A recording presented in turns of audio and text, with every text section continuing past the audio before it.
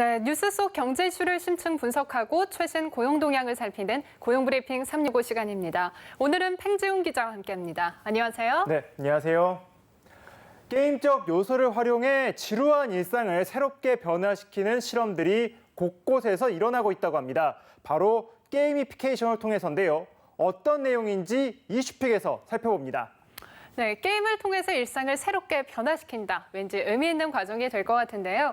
그런데 이 게이미피케이션이란 건 도대체 어떤 걸 의미하나요? 네, 저도 이번에 처음으로 좀 들었던 단어기도 한데요. 네. 이 게이미피케이션이란 교육, 기부, 의학 등 게임이 아닌 분야의 게임의 장점인 재미 요소를 접목해 지식을 전달하거나 관심을 유도하는 것을 이야기합니다. 즉, 지식을 습득하거나 변화가 필요한 프로그램에 게임 기법을 활용해서 사용자를 몰입시킨 뒤 문제를 해결하도록 유도하는 것이죠. 자칫 어렵거나 지루한 요소들도 이렇게 게임을 적용시키면 그곳에서 아무래도 흥미를 찾을 수 있을 테니까요. 그렇다면 이러한 게이미피케이션이 우리나라에서는 어떻게 활용이 되고 있나요? 네, 우선 기업에서 자주 사용하는 워크숍이 하나의 예로 볼 수 있겠습니다. 기업의 워크숍이라고 하면 단순히 운동이나 실적 보고와 같은 이 뻔한 프로그램들을 떠올리실 텐데요. 그런데 최근엔 게이미피케이션이 이러한 워크숍의 프로그램에도 활용이 된다고 합니다. 이 화면의 영상은 기업의 직원들이 워크숍을 하는 장면입니다. 그런데 저마다 스마트폰을 보며 팀원들과 회의를 하고 있죠. 바로 게임을 통해 팀끼리 경영 전략을 짜서 미션을 풀고 있는 것이라고 합니다. 저도 한번 해보고 싶은데 지금까지는 단순히 문서를 보면서 딱딱하게 워크숍을 하는 경우가 많았는데 이렇게 게임을 통해서 프로그램을 기획을 한다면 집중도 또한 보다 높아질 것 같아요. 네, 그렇습니다. 지금까지 일반적인 좀 워크숍들을 보면은 주로 이제 체육 활동을 하거나 레크레이션 시간 등 이런 내용들이 많았는데요. 이 경우 신체 활동을 선호하지 않거나 이 몸이 불편한 팀원은 함께 즐기지 못하는 경우가 많았다고 합니다. 그런데 이 게이미피케이션을 활용하면 레크레이션의 분위기가 달라진다고 해요. 보시다시피 체육 활동을 한 대신 증강현실을 통해 이 숨어있는 보물을 팀원들과 함께 찾아내는 게임을 할 수 있는데요. 단순히 보물찾기 형식의 게임이 아니라 스마트폰을 통해 특정한 장소에 숨어있는 문제를 맞춰 정보를 획득한 뒤 이를 통해 보물과 맞바꿀 수도 있다고 합니다. 최종적으로는 보물을 가장 많이 보유한 사람이 우승을 하는 게임이죠. 이렇게 문제가 숨어있는 장소를 찾아내고 문제를 풀고 보물을 바꾸는 과정에서 팀원들은 소통과 협력하는 방법, 또 업무의 효율성을 높이는 방법도 알게 된다고 합니다. 무엇보다 이렇게 증강현실 게임을 통하면 직급, 성별, 나이에 관계없이 모두가 프로그램에 참여할 수 있어 몰입도도 높아지고 팀원 간의 대화 내용도 풍부해지는 이 순기능이 같이 발생한다 합니다. 네, 무엇보다 팀원 모두가 함께 즐길 수 있다는 것이 가장 큰 장점인 것 같고요. 이 워크숍의 본질은 팀워크를 다지는 건데 사실 일부 팀원만 참여하는 경우가 많았잖아요. 네. 더욱이 이 게임에 대해 부정적으로 생각하고 또 단순히 유흥적인 요소라고 여겼던 경우라도 이렇게 교육적인 장점을 알게 되면 거부감도 없이 참여할 수 있고요. 네, 그렇습니다. 뿐만 아니라 게이미피케이션을 통해 기부를 할 수도 있습니다. 서울의 한 대학교에 놓인 이 기계는 후불제 교통카드를 통해 요리들이 만들어지는 게임을 할 수 있는데요. 게임 이용료는 소외계층에게 기부된다고 합니다. 이렇게 접근이 어려운 기부도 게임을 통하면 즐거운 요소로 다가갈 수 있다고 합니다. 이 같은 순기능 때문에 게이미피케이션은 최근 전 세계적으로 마케팅 수단으로도 활용된다고 합니다. 이 예를 들자면 자판기를 끌어안아야만 음료가 나오거나 모델이 입고 있는 청바지를 뺐으면 무료로 청바지를 얻을 수 있는 식으로 게임적 요소가 들어간 마케팅이 인기를 끌고 있는 것이죠. 이뿐만 아니라 의학적인 치료를 목적으로 하는 게임이나 개발 실험을 위한 전용 게임이 나오는 등 이미 다양한 분야에서 게이미피케이션이 활용되고 있다고 합니다.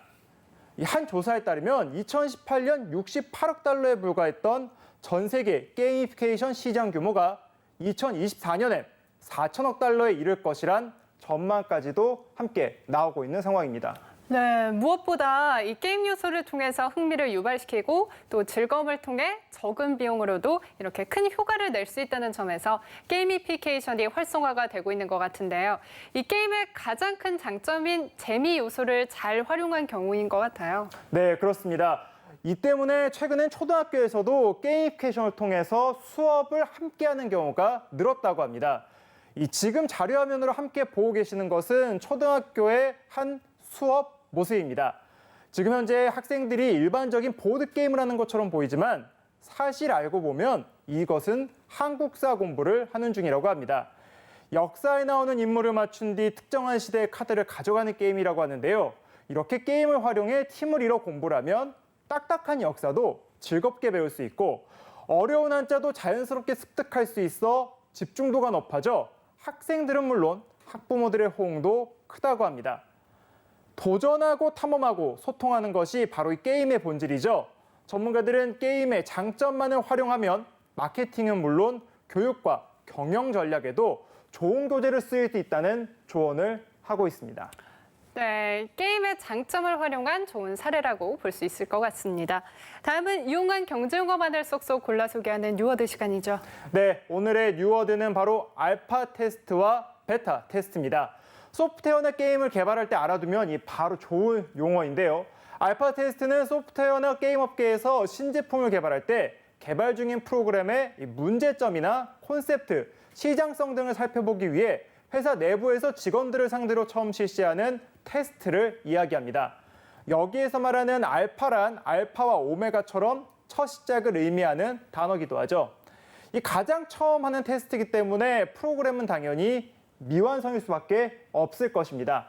이 때문에 외부로 유출되며 회사의 이미지에도 치명타를 입을 수 있어 내부 직원만 대상으로 은밀히 진행되는 것이 특징이라 볼 수 있습니다. 네, 그만큼 수정사항이 나오더라도 부담 없이 실시할 수 있는 테스트일 텐데요. 무엇보다 회사의 이념과 사정을 잘 아는 직원들이 테스트를 하니까 현실적인 방향으로 개선안이 나올 수도 있겠어요. 네, 그렇습니다. 하지만 내부 평가만으론 프로그램과 게임이 온전히 성장하지 않겠죠. 이 때문에 신제품이 출시되기 전에 미리 고객들을 모아 무료로 프로그램을 배포해 일정 동안 사용자들에게 선보이는 베타 테스트 방식도 함께 진행한다고 합니다. 이 사용하는 기간 동안 제품의 오류나 단점, 시장에서의 가치, 가격 등을 살펴볼 수 있는 것이죠. 이러한 테스트는 그리스 문자로 알파 다음의 글자인 베타를 차용해서 베타 테스트라고 부릅니다. 최근 이러한 베타 테스트가 제품 출시 전 필수 사항이 되면서 아예 전문적인 베타 테스터까지 생겼다고 합니다. 또 홍보를 위해 일정 기간 동안 불특정 다수에게 정식 서비스를 제공하는 오픈 베타 방식까지 늘고 있다고 하는데요. 이처럼 소프트웨어와 게임 업계에선 베타 테스트가 알파 테스트만큼이나 중요한 화두가 되고 있다고 합니다. 네, 그렇다면 현재 우리나라의 게임 시작은 베타 테스트 기간이 아닐까 싶습니다. 불특정 다수에게 새로운 장을 열어놓고 시험대에 서 있는 상황이죠. 이 경우 게이미피케이션처럼 좋은 게임은 살아남고 나쁜 게임은 아무래도 도태가 되겠죠. 시장의 당연한 논리니까요. 결국에 선택은 소비자의 몫일 겁니다. 이 같은 자연적인 정화를 위해서는 지나친 규제와 또 편협한 논리는 버려야 할 것으로 보입니다. 오늘도 팽재훈 기자와 함께했습니다. 고맙습니다. 고맙습니다.